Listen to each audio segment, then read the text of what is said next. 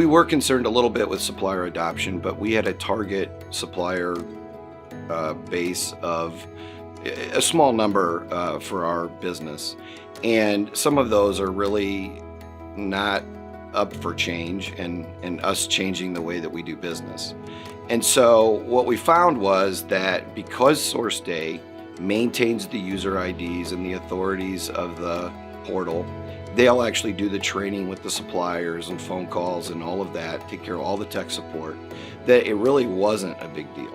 So when we first did this, we looked at our supplier list and we said, who's going to adopt this? But it really doesn't matter, because SourceDay, the way that they go about the training and everything, it's easy for a supplier to adopt this new process.